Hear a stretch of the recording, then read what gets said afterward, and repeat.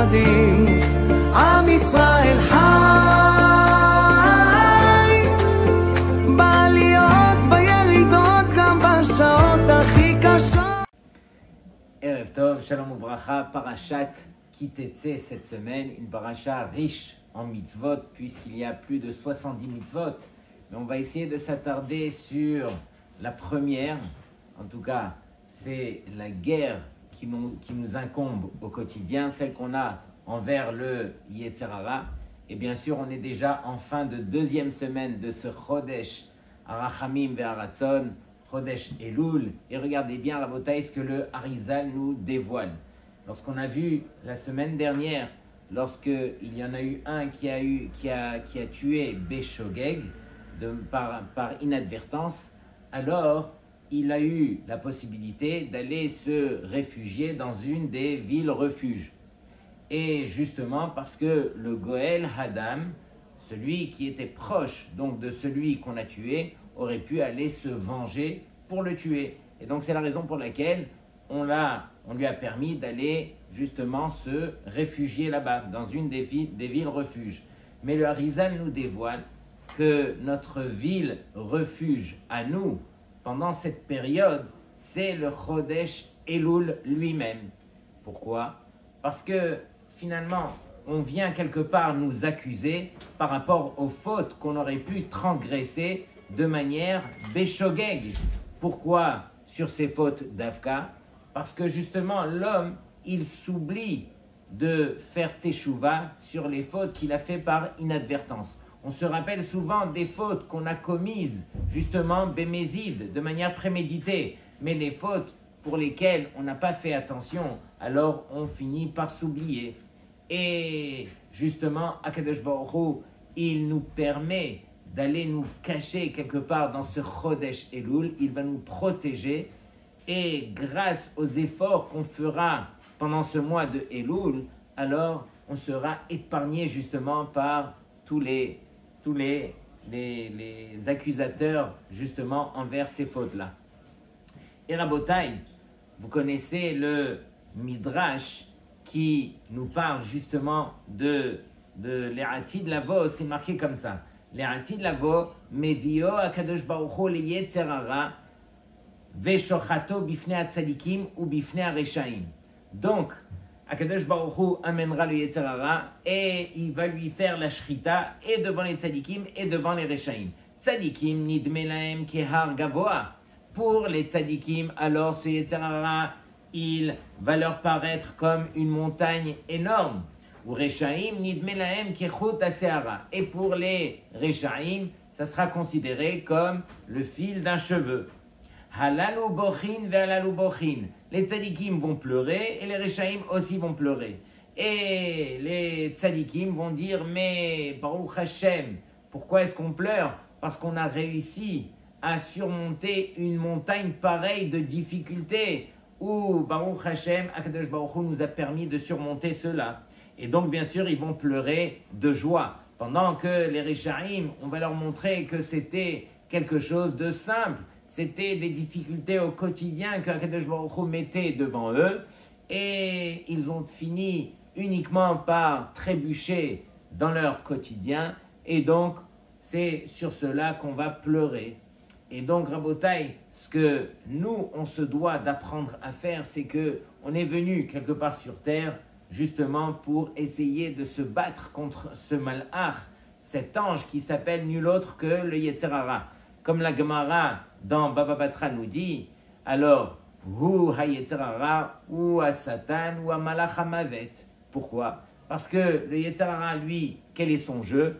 Il vient et il essaye de nous mettre la peau de banane, il essaye de nous faire trébucher. Il va nous appâter par mille et une façons. Une fois que, malheureusement, on est tombé dans son piège, alors directement, il monte dans les cieux, et là, il devient le Satan, il va accuser l'homme sur les fautes qu'il lui a mis devant lui. Et une fois que l'homme, malheureusement, aura trébuché de nombreuses fois, alors là, on permettrait au Yetzer Hara de devenir le Malach HaMavet et de soutirer, Chas v'Shalom, la vie de l'homme. Donc, c'est à nous de réaliser à qui on a affaire. on a affaire à un malach, un ange, et il faut être quelque part, il faut être rusé justement pour essayer de s'en sortir. Et on va commencer par la fin de la paracha pour revenir au départ. Vous avez vu à la fin qu'on parle de Mechiat Amalek. On a l'obligation de la Torah justement d'effacer le souvenir de Amalek. Quel est le rapport justement avec notre paracha, avec le Yetzer Hara? Eh bien justement, Amalek, c'est ce peuple qui a voulu nous refroidir dans notre pratique des mitzvot et aux yeux de tous les peuples. Amalek a voulu montrer que finalement le peuple d'Israël, voilà, il n'a rien d'aussi fort. C'est vrai que Hachem lui a accordé tous ses miracles, mais on peut se battre contre lui et peut-être même gagner la guerre. Et c'est quelque part Amalek qui vient dans ses lettres nous montrer un petit peu quels sont les conseils que le Yetzer Hara il vient nous mettre dans la tête de chacun d'entre nous. On commence. Amalek, Aïn. Aïn, c'est le mot Ayef. Aïn, c'est Ayef. L'homme, il commence sa semaine. Le lundi matin, il est déjà épuisé, fatigué. À peine on va commencer que déjà le Yetzer Hara, il nous a endormis. Et on se demande comment on va surmonter cela pendant que des Gdolim, à l'âge de 90 ans passés, alors eux, ils n'ont aucun souci, ils dorment 2 à 3 heures par nuit, ils étudient toute la journée, ils mangent une carotte et tout va bien. Pendant que nous, alors à peine on mange autant qu'on veut et à peine si on a la force d'étudier, de servir Hachem. Donc réalisez que le premier conseil du Yetzer Hara, c'est de nous faire croire et de nous convaincre que Anachnu Ayefim, on est fatigué. Première lettre. Deuxième, même c'est quoi? Ça c'est un bon conseil du Yetzer Hara. Le même c'est Mahar. Toujours, tout ce qu'on peut repousser au lendemain, alors le Yetzer Hara, il sera le premier à nous convaincre. Ne fais pas aujourd'hui, laisse à demain. Tu sais que tu as une Kabbalah à prendre aujourd'hui, tu as quelque chose à prendre, à t'améliorer, tu as compris et il faut le faire aujourd'hui. Tu te dis bon, pas tout de suite, je le laisse juste à demain. Et arrivé demain, alors c'est sûr que tu auras un cas de Ones Gamour, tu ne pourras plus le faire, il y aura tellement d'embûches qui seront mis dans le ciel pour t'empêcher cela. Pendant que tout ça, encore une fois, ce sont les conseils du Yetzer Hara. Il faut s'habituer à repousser ce Yetzer Hara qui nous empêche de travailler aujourd'hui. C'est aujourd'hui, au présent, qu'on se doit de travailler. Donc ça, c'est même Mahar. Ensuite, Lamed. Lamed, c'est quoi? Lo yachol. Je n'y arriverai pas. Même si j'essaye, c'est trop difficile. Et donc le Yetzer Hara, il te fait croire, il arrive à te convaincre que tu n'y arriveras pas. Et donc tu n'as même pas essayé, tu n'as même pas encore fait l'effort que déjà il t'a convaincu que tu n'y arriveras pas. Lo yachol. Et donc chas v'shalom de s'imaginer une chose pareille. On a Akadosh Baruch Hu qui est avec nous et Hachem combien il attend à ce qu'on fasse un petit effort et donc il sera là avec nous. On termine par le Kouf. Le Kouf, c'est environ la même idée. Kouf vient nous dire Kacheli. C'est difficile pour moi. J'ai essayé de nombreuses fois et combien de fois j'ai continué à trébucher. C'était très très difficile. Pendant que, encore une fois, ce n'est qu'un mirage. Qui sait qui peut s'imaginer que Hachem va mettre devant lui uniquement des choses qui sont insurmontables. Si ce n'est que c'est le Yetzer, encore une fois, qui nous rappelle alors. Donc Rabotai, regardez bien. 4 lettres, 4 conseils que le Yetzer Hara, il nous met devant nous au quotidien, à chaque instant. Combien on se doit de repousser ce Amalek qui est venu nous refroidir, de même ce Yetzer Hara qui tous les jours vient nous refroidir. Et Rabotai, je commencerai par les paroles du Tour.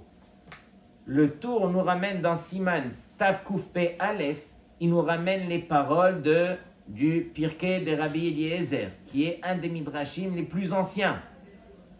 Et le Tour nous dit comme ça, Berosh Chodesh Elul, Amar HaKadosh Baruch Hu le Moshe. À Rosh Chodesh, Hachem s'est adressé à Moshe en lui disant, Allez Elai Hahara, monte vers moi à la montagne, le Har Sinaï, chez Az, Allah les Kabel Luchot Acharonot, que là-bas, alors Moshe il a pu récupérer les deuxièmes Luchot, Veviru Shofar Bamahane, et ils ont fait passer donc le shofar dans le camp. Moshe ala lahar, donc Moshe est monté chez Loït ou Od Achar Avodazara, pour ne pas qu'ils viennent à se tromper encore une fois à faire la Avodazara. Ve'akadosh Baruch Hu nit ala beoto shofar, et Akadosh Baruch Hu quelque part c'est bien sûr une vision qu'il a été élevé grâce à ce shofar que les Béné Israël sonnaient. Et pour bien comprendre, c'est que pendant les 40 jours où Moshe Rabbeinu il est remonté pour récupérer les deuxièmes Luchot, alors pendant ces 40 jours, les Béné Israël sonnaient du shofar tous les jours. Et pourquoi? Pour rappeler à l'ordre aux Béné Israël que la première fois, rappelez-vous, vous aviez fauté, vous avez fait la faute du veau d'or. Là, il est hors de question qu'on retombe. Et donc, ils ont pris eux-mêmes, sur eux-mêmes, de sonner le shofar tous les jours. Hachem ne leur avait pas ordonné de sonner le shofar. Et sur cela, Akadosh Baruch Hu, il dit « Ala Elohim bitroa, Hachem bekol shofar ». Le premier, c'est Ala Elohim. Elohim, c'est le nom d'Hachem qui représente le din.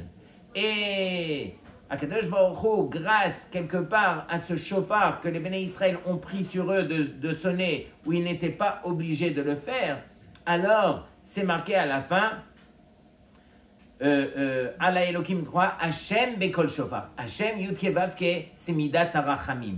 Qu'est-ce qui a permis à Hachem de passer de Midat Adin à Midat Arachamim? C'est justement cet effort que les Béné Israël ont pris sur eux de faire, où ils n'étaient pas obligés de faire. Et on raconte à chaque fois qu'un homme, il prend sur lui quelque chose qu'il n'a pas été obligé de faire, Hachem déverse sur lui, bien sûr, une bracha spéciale. On raconte un des juifs religieux qui s'appelle Friedman, c'est un Cohen, il habite à Toronto, il est immensément riche, mais beaucoup plus que cela, Rav Chaim Kanievski, il a dit sur lui qu'il est Mechayev toute la génération, il rend obligé toute la génération de devenir un Talmid Racham. Pourquoi? Parce que lui, avec tout son argent, il a écrit des livres sur tout le chasse, il connaît tout le chasse, et il a écrit des commentaires sur toutes les Gmarot du chasse. Et donc, quelque part, même si on a beaucoup d'argent, on reste juif pleinement et on se doit de rester Talmid Racham. Un jour, il se trouve à l'aéroport et c'était l'heure de Mincha. Ils allaient bientôt monter dans l'avion et il fait un effort pour trouver le minyan. Et en fin de compte, ils ont trouvé le minyan, ils ont fait Mincha, ils sont vite montés dans l'avion. Parmi les gens qui ont complété le minyan, il y avait un Rosh Yeshiva avec une belle barbe, Adrat Panim. Et donc, ce Friedman, il se rapproche de lui et lui dit « Kvod Harav, qui êtes-vous » Et donc, c'était un Rosh Yeshiva et tout ça. Il lui dit « Voilà, moi, je suis Friedman et tout ça. Et entre autres, j'ai écrit des Sfarim et tout. » Ils ont gardé un bon kécher, ils ont échangé les numéros de téléphone. Et voilà comment ça s'est passé. Quelque temps après, alors Friedman reçoit un coup de fil justement de ce Rosh Yeshiva. Et il lui dit, regarde, je suis de passage à New York et j'ai entendu que toi aussi tu étais là-bas, j'aimerais te rencontrer. Et donc Friedman, il lui dit, est-ce que je peux vous aider? Vous avez besoin de dons pour votre yeshiva? Il lui dit, oui, j'ai besoin de dons, mais cette fois-ci, j'aimerais te parler d'un autre don que j'aurais besoin. Il lui dit, ah bon, de quoi est-ce qu'il s'agit? Il lui dit, voilà, j'ai un fils qui malheureusement, il a été attiré par des jeunes qui ont quitté un petit peu le chemin de la Torah et lui aussi malheureusement, alors il est encore à l'écoute, mais il a besoin, il a été attiré et donc il a voulu quitter le banc de la yeshiva. C'est la raison pour laquelle je l'ai amené jusqu'à New York, parce qu'à New York, il y a une forme de yeshiva où on travaille une demi-journée et on étudie l'autre demi-journée. Ça serait un bon équilibre pour lui. Le fait de l'amener à New York, ça l'a attiré, donc j'en ai profité pour l'amener. Or, le problème, c'est que le Rosh Yeshiva de cette yeshiva l'accepte que s'il trouve du travail. Et moi, venant d'Eretz Israël, je ne connais personne. Est-ce que, c'est la raison pour laquelle je m'adresse à toi, est-ce que tu aurais peut-être du travail pour lui? Il lui dit oui, il n'y a aucun souci. Et donc il lui dit, dis-lui de venir me voir, il lui donne l'adresse, et donc il le prend, et il commence à lui donner du travail assez simple au départ, juste pour voir, et il a vu qu'il était vraiment Ne'eman, il était fidèle. Et donc, doucement, il lui a donné des responsabilités un peu plus grandes, il l'a envoyé à la banque, etc. Et au fur et à mesure du temps, il a vu qu'il s'est pris en main, il était devenu sérieux, et en fin de compte, la demi-journée de limoud, c'est devenu une journée de limoud complète. Il s'est marié, il est devenu avrer. Et une fois marié, avrer, il a eu un garçon. Il fallait lui faire le pidyon haben. Et qui il appelle pour faire le pidyon haben? Il appelle nul autre que ce Friedman qui était Cohen. Et donc, pendant la séouda du pidyon haben, alors Friedman, il se retourne vers le papa, le Rosh Yeshiva, et il lui dit, vous vous rappelez? Alors, la bracha, d'où est-ce qu'elle vient? C'est lorsque on était tous les deux à l'aéroport et qu'on cherchait le minyan et que la vérité, on avait toutes les bonnes raisons que de prier Beyachid à ce moment-là, mais on n'a pas cherché la facilité, on s'est pris la tête jusqu'à ce qu'on a eu le minyan, quelqu'un qui se dépasse. Regardez la bracha qui va en découler. Donc c'est ça quelque part. Quelqu'un qui se donne pour quelque chose que réellement il n'était pas obligé de faire, Akadosh Baruch Hu le récompense. Et c'est ce qu'on voit quelque part ici dans notre paracha, où la paracha, comme on le sait, alors c'est marqué Ki tetse la milchama al oyevecha, lorsque tu sortiras en guerre contre tes ennemis. Donc c'est marqué au pluriel, tes ennemis, untano Hashem elokecha, et Hashem te le donnera, beyadecha, il va te le donner gratuitement entre les mains. Et donc, ici, le Harizal de nous dévoiler de quelle guerre est-ce qu'il s'agit. La guerre par excellence, celle qu'on est venu sur terre pour faire, la guerre contre le Yetzer Hara. C'est quoi Untano au singulier? Il te le donnera. On fait référence bien sûr au Yetzer Hara. Et celui qui accomplit cela, c'est-à-dire qui t'etse, sort, va, fait l'effort de sortir pour essayer de battre, de combattre ton Yetzer Hara. C'est sûr que nous, on n'a aucune chance que de surmonter le Yetzer Hara. Mais quelqu'un qui fait l'effort, Akadosh Baruch Hu, il l'aide. Et combien Akadosh Baruch Hu, il est proche de nous en ce moment où on est Chodesh Elul, où Dirshu Hashem Beimatseo, implorer Hashem lorsque on peut le trouver, et Hashem Nimtsa Bassadeh, Hashem se trouve près de nous dans les champs en ce moment, et donc il faut en profiter.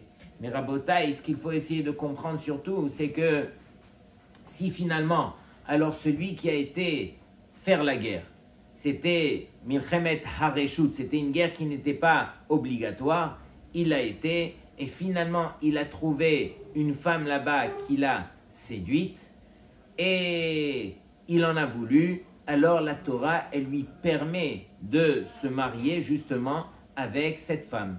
Bien sûr, sous certaines conditions, on va attendre un mois, alors elle devra se raser les cheveux, etc.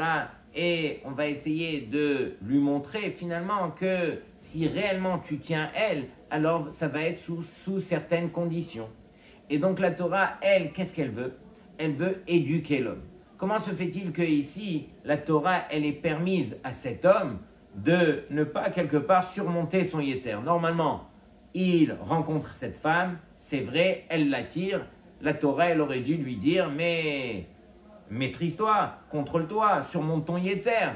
Ici, la Torah, elle lui permet, à la limite, comme ce qu'on a cité comme exemple au départ, le Goël Adam. Goël Adam, c'est qui? C'est celui qui va venger son frère qui a été tué Béchogeg, si avant que celui qui a tué, il arrive dans une des villes refuges, alors il aura le droit d'aller et de le tuer. Mais là-bas aussi, on aurait dû poser la question, mais maîtrise-toi, surmonte ton yetzer, ne va pas le tuer. Tu as compris que ici, ton frère, il est mort malheureusement, mais Béchogeg, ça n'a pas été fait de manière préméditée. Donc pourquoi est-ce que la Torah, encore une fois, elle permet une telle chose?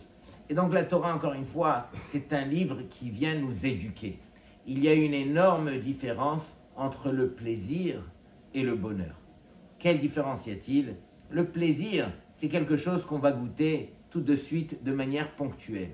Le bonheur, c'est quelque chose qu'on va vivre à long terme. Et donc la Torah, elle, tout ce qu'elle veut, c'est de faire comprendre à l'homme que le but, c'est le bonheur. Le but, c'est pas uniquement d'être attiré par la chose qui nous attire au jour d'aujourd'hui. C'est vrai que à l'intérieur de nous, il y a le feu qui brûle pour justement goûter à cette chose qui nous attire. Mais la Torah, elle te dit, attends, patiente ne serait-ce que jusqu'à demain pour goûter à cette chose-là, et tu verras combien déjà, alors ça sera beaucoup plus facile pour toi de te séparer de cette chose-là parce que tu auras pris du recul et tu auras compris que à long terme, c'est moi qui vais perdre. Arrête, la Gemara dit que tout celui qui finit par se marier avec cette Eshet Yefat Toar, avec cette femme, cette captive qu'il a trouvée en guerre, c'est sûr qu'il finira par la détester. Donc, il la prendra en tant que femme, mais il finira par la détester parce que justement, au départ, il a été attiré par elle de la mauvaise façon. Ce n'était pas les Shem Shamaim. Il a été attiré uniquement par son Yetzer Hara. Celui qui vient uniquement pour combler son Yetzer Hara, en fin de compte, ça va se retourner contre lui. Le but, c'est justement de repousser, d'essayer de trouver la solution par rapport au Yetzer et de comprendre que le but, encore une fois, à atteindre, c'est le bonheur. Le bonheur, c'est ce qui va rester avec nous alors pendant longtemps. Et le bonheur, ça se construit. Dommage de repousser le bonheur pour aller chercher le plaisir. Mais malheureusement, tous les hommes sont les mêmes. On court après les plaisirs de ce monde-ci, pendant que la Torah, elle te dit non, arrête de courir. Essaye plutôt de réfléchir et de réaliser que doucement, tout ce que tu vas obtenir par tes efforts, ça va devenir quelque chose qui va s'appeler le bonheur et qui va t'accompagner jusqu'à 120 ans. Donc c'est ça le but de Rabotai. Le but est de faire la guerre contre le Yetzer. Le but est de rester intelligent et de rester la tête sur les épaules et de fuir les plaisirs pour atteindre le bonheur. Shabbat Shalom Lekulchem.